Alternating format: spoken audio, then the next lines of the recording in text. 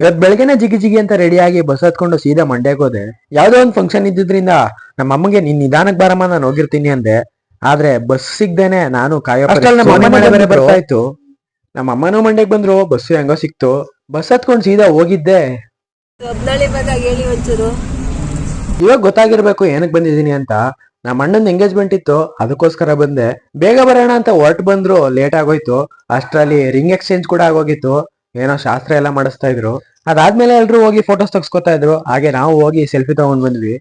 ಇದೇನಪ್ಪ ಸ್ಟೇಜ್ ಮೇಲೆ ಹುಡ್ಗ ಹುಡ್ಗಿನೇ ಕಾಣಿಸ್ತಾ ಇಲ್ಲ ಅನ್ಕೊಂಡ್ರ? ಹುಡ್ಗ ಹುಡ್ಗಿನ ಆ ಕಡೆ ಕಳಿಸ್ಬಿಟ್ಟು ಈ ಚಿಕ್ಕ ಹುಡ್ಗಿದು ಬರ್ತ್ಡೇ ಸೆಲೆಬ್ರೇಷನ್ ಬೇರೆ ಮಾಡ್ತಾ ಇದ್ರು. ಪಾಪ ಇವರಿಬ್ರು ಈ ಕಡೆ ಬಂದು ಕುತ್ಕೊಂಡಿದ್ರು. ಬರ್ತ್ಡೇ ಮಾಡಿದ್ರು, ತಿನ್ನೋಕ್ ಒಂದ್ ಪೀಸ್ ಕೇಕು ಕೊಡ್ಲಿಲ್ಲ.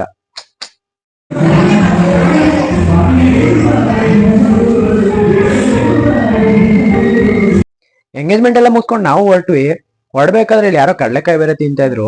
ಅದ್ ನೋಡ್ ನನ್ಗೂ ತಿನ್ಬೇಕು ಅನ್ನಿಸ್ತಾ ಇತ್ತು. ಆಚೆ ಚಳಿ ಬೇರೆ. ಹೆಂಗೋ ಬಾಯಲ್ಲಿ ನೀರ್ ಬರ್ಸ್ಕೊಂಡು ಸೀದಾ ಮನೆಗ್ ಬಂದೆ. ಮನೆಗ್ ಬಂದ್ರೆ ನಮ್ಮಮ್ಮ ಆಗ್ಲೇ ನಾಗಮಂಟಿ ಮನೆ ಹತ್ರ ಹೋಗಿದ್ರು. ನಮ್ಮಮ್ಮ ಫಸ್ಟೇ ಬಂದಿದ್ರು, ಆದ್ರೆ ನಾನ್ ಸ್ವಲ್ಪ ಲೇಟ್ ಆಗಿ ಬಂದೆ. ಅಲ್ಲಿಂದ ತರಕಾರಿ ಸೊಪ್ಪು ಎಲ್ಲ ಇಸ್ಕೊಟ್ಟು ನಾವು ನಮ್ಮ ಮನೆಗ್ ಬರ್ತಾ ಇದ್ದೋ. ಅಮ್ಮ ತಾಯಿ ಅಂತ ಹೋಗಿದ್ದೀನಿ, ಸೊಪ್ಪು ಕೊಟ್ರು.